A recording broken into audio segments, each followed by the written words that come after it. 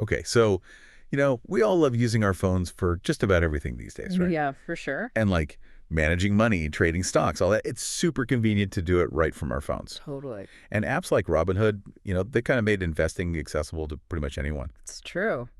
But in today's deep dive, we're going to take a look kind of behind the scenes of all those like, slick interfaces and all that. Okay. And look at this news story that's been kind of making the rounds. Yeah. Robinhood got hit with a pretty big fine, Wow. $45 million dollars Oh, wow. for some AML and securities violations. Interesting. Yeah, we got the SEC filing right here. Hmm.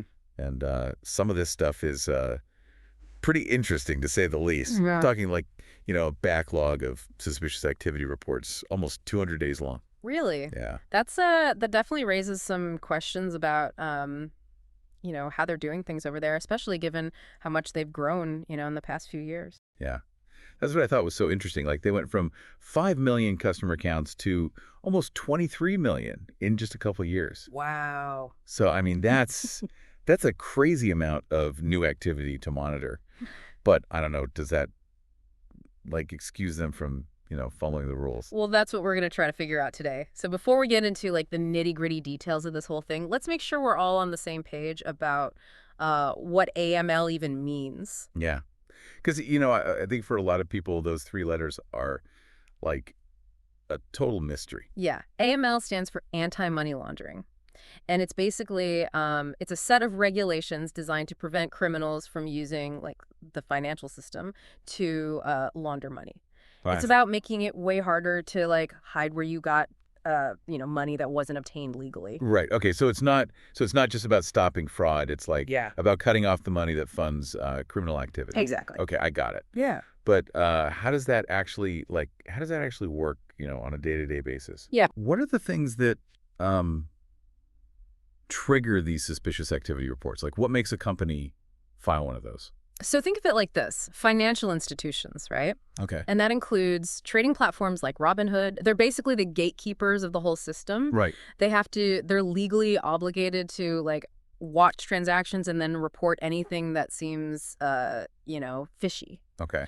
And, it could be a lot of different things, like a sudden huge increase in deposits or like weird transfer patterns or even, trying to break up transactions into smaller chunks to avoid detection.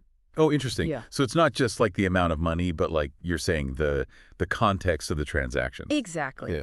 And these suspicious activity reports, they give really important info to law enforcement, the people who are actually investigating financial crimes. Right. And filing them quickly and accurately is like super important for keeping the whole financial system running smoothly. Which brings us back to Robinhood. So it sounds like they really messed up here. Yeah. What exactly did the SEC filing say they did wrong? So the SEC found that Robinhood didn't assign enough experienced people to deal with these reports, especially as their user base, exploded. Right. And this created like this big backlog where reports were being filed like an average of 198 days late. 198 days? Yeah, even though their own internal rules said they had to review them within 45 days. Wow. Almost 200 days late. I mean, that seems like they just weren't paying attention to their responsibilities. Yeah, the SEC definitely thought so. They fined Robinhood Securities $33.5 million and Robinhood Financial another $11.5 million. Wow. The SEC made it very clear that because of these failures, they weren't able to do their job, monitoring for and investigating potential crimes effectively. But they did eventually clear the backlog, right? Yeah. So does that make it better, in the SEC's eyes? Not really. While taking care of that backlog is definitely, a step in the right direction, the SEC is really focused on the fact that it even happened in the first place. Right. It makes them question, how committed Robinhood really is to compliance, especially considering they knew how fast they were growing. That's true. It's not like all those new users were a surprise. Yeah. So why didn't they do something to make sure they could handle all the extra work? Well, that's the big question, isn't it? Yeah. And it kind of shows a bigger problem in the fintech industry, this tension between wanting to grow really fast and needing to, follow all the rules. Given that they knew they were growing so fast, I mean, what could they have done to avoid this whole mess? Yeah, it seems like they were so focused on getting bigger that they kind of forgot about, making sure they were doing everything by the book. Yeah, it's like they put growth ahead of everything else. Right. And that's something we see a lot with companies that are growing super fast, especially in fintech. Mm. There's this huge push to get more users, to grab more market share. And sometimes it's tough to, build up those strong compliance systems at the same time. But this case shows that, like, that way of thinking can really backfire. Oh, yeah, absolutely. And the consequences of, not following AML rules, they go way beyond just the company itself. Right. It affects users, investors, and honestly, the whole financial system. Are there, like, specific rules or industry standards that make it extra hard for, companies like Robinhood to keep up with compliance as they grow so fast? Or is this more like, they just messed up? It's kind of both, honestly. Regulators are always trying to catch up with how quickly things change in fintech. Yeah. A lot of the existing regulations, they were, written for traditional financial institutions, Right. so they don't always fit perfectly with how these new platforms actually work. But that doesn't mean companies can just ignore the rules, right? Definitely not. Companies have a responsibility, both legally and ethically, to put in place, strong AML programs, no matter how big or small they are or how fast they're growing. Okay. This means investing in the right technology, having enough staff, and providing training to make sure they can monitor transactions and file those reports, those suspicious activity reports, on time. Sounds like it's a pretty tricky situation. Yeah. What are some things companies can actually do to, like, find that balance between growing quickly and staying compliant? Well, one important thing is to plan ahead. Like, companies need to think about the challenges that come with getting bigger and, bake those into their plans from the very beginning. I see. So that could mean, giving enough resources to the compliance teams, Right. investing in systems that can automatically monitor transactions, and even working with, experts who can help them navigate all the AML stuff. So it sounds like it's really important to have, like, a culture of compliance, Yeah. where everyone from the top down takes it seriously.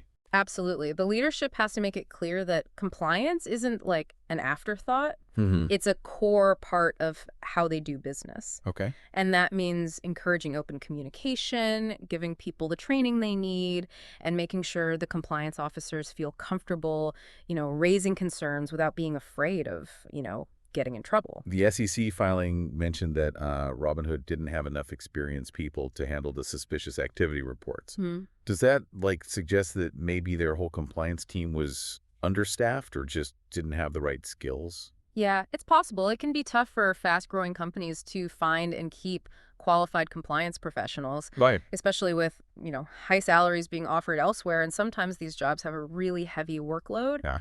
And sometimes people think of compliance as like a cost center instead of, a core part of the business. That's interesting. This sounds like there's, like, a competition for talent in fintech. Like, Sure. everyone's trying to find the best compliance people. It's true. And that's why it's even more important for companies to, invest in training their own people, give them opportunities to grow, and create a work environment where people actually want to stay. It seems like, at the end of the day, it's about making a choice. Yeah. Companies can choose to put compliance first Right. alongside growth, or, they risk facing big consequences like what happened to Robinhood. Exactly. And it's not just about avoiding fines. Right. It's about building a company that people can trust, that protects its users, and that helps keep the whole financial system healthy. Speaking of users, like, what does this mean for regular people who are, using platforms like Robinhood? Should they be worried about these AML issues? That's a great question. These specific violations don't directly affect, the money that users have in their accounts. Okay. But they do raise some concerns about, the platform's overall security and how they manage risk. So it's more about, like, the possibility of problems in the future if they don't fix these compliance issues.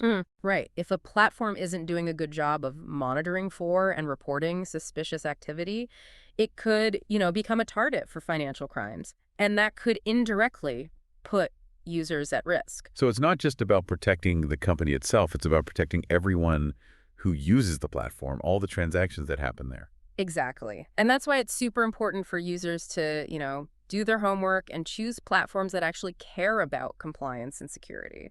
What are some things people can do to, make sure they're choosing a platform that takes compliance seriously? Well, there are a few things to look for. First, Check if the platform is registered with, the right regulatory bodies like the SEC and FINRA here in the US. Okay. That's like a basic check to make sure they're subject to some kind of, industry standards. So don't just jump on the bandwagon of whatever app is like the most popular at the moment. Right. Do your research. Don't be afraid to ask them directly about, what they do for AML and security. Look for, transparency in their policies. Check if they've had any issues with regulators in the past. You can usually find that info on their website or, through regulatory filings. So it's about being a smart consumer and not just like falling for fancy marketing or promises of, getting rich quick. Exactly. And keep in mind, security and compliance, it's not a one-time thing. Right. Companies need to keep adapting, to keep up with new threats and new rules. This has been a really interesting discussion. It's Yeah. definitely made me think more about like the balance between growth and compliance in fintech. It's something that, a lot of people probably don't think about much, but it's really important for building a financial system that people can trust. I agree. It's a conversation that needs to keep happening, especially as technology keeps, changing the financial landscape. All right, we've talked about a lot today. Robinhood's AML violations, the challenges of compliance in fintech, what it means for companies and users. But the question I think everyone wants to know is, what happens now?